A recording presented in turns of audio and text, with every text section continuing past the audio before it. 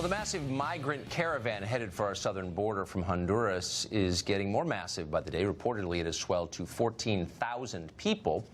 Despite the hundreds of millions of dollars that American taxpayers hand out to Central American countries and Mexico, no government in the region seems interested at all in stopping the migrants as they move toward Texas. Once they arrive in Texas, across the Rio Grande River, the group will inevitably be met by left-wing lawyers who specialize in manipulating our dysfunctional immigration system, and they are all but ensured permanent residency in this country if history is any guide. And that, of course, is the main reason so many of them are coming now. One of our major political parties strongly supports all of this. That's not speculation. They say it out loud often. Watch.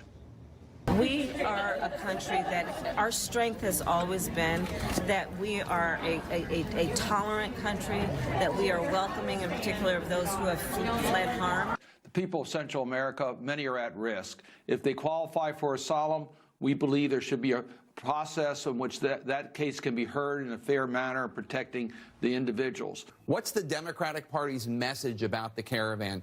We are a nation of laws, and the laws that are on the books deal with issues of refugee and asylum status. And our laws require that people be treated with dignity and given that process. A nation of laws that must be ignored. Disagree with any of that, by the way? Do you think nations need borders in order to be nations? Did you imagine that as an American citizen, you should have some voice in who comes into our country? The cable news geniuses have a message for you. Shut up, racist.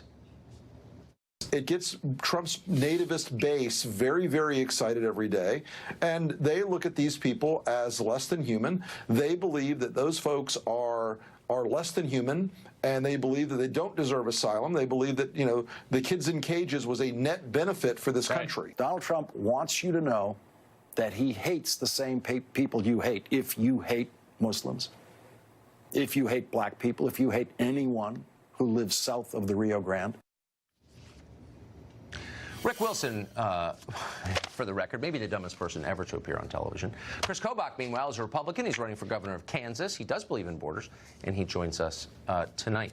So thanks very much for coming on. I think most people, when thinking about immigration, have thought in terms of barriers. How do you strengthen the border? But this appears to be, this caravan, a perfect example of what's actually happening, which is people who have no right to be here leveraging our legal system against us, something that border walls can't stop. That's exactly right, Tucker. You know, what I think they're attempting to do is you're right, as you said in the intro, they're going to be met by all kinds of liberal lawyers, and they're going to try to claim asylum. And the thing is, they have no basis whatsoever for claiming asylum. They do not face persecution by the government in their home countries, which is the essence of asylum.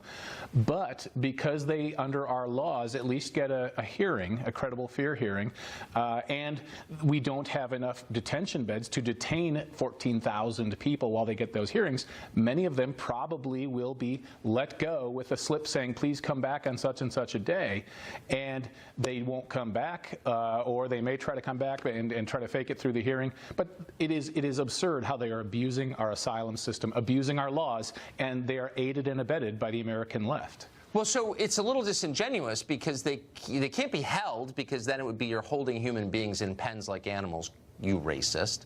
They can't be returned into Mexico because they're not Mexican nationals. They're from Central America. And so we don't have a choice under the rules written by the people complaining that we're inhumane to do anything but let them free.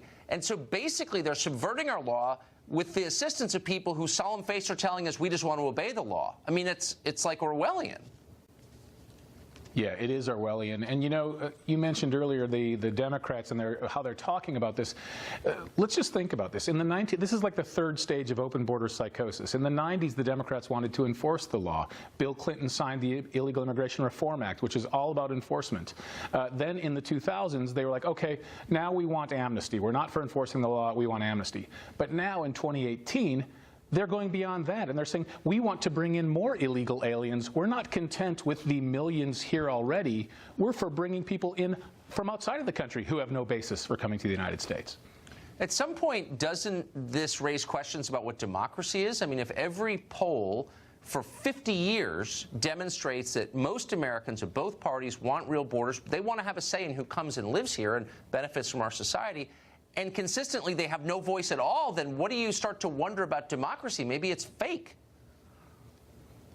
You know, it's quite clear that the political left in America is not listening to what the people are saying. And you're absolutely right. The polls constantly show that Americans don't want to be giving taxpayer benefits to illegal aliens. They don't want sanctuary cities.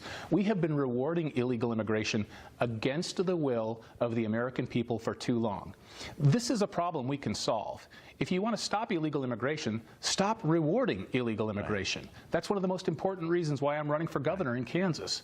Yeah. But the political left doesn't want to do that.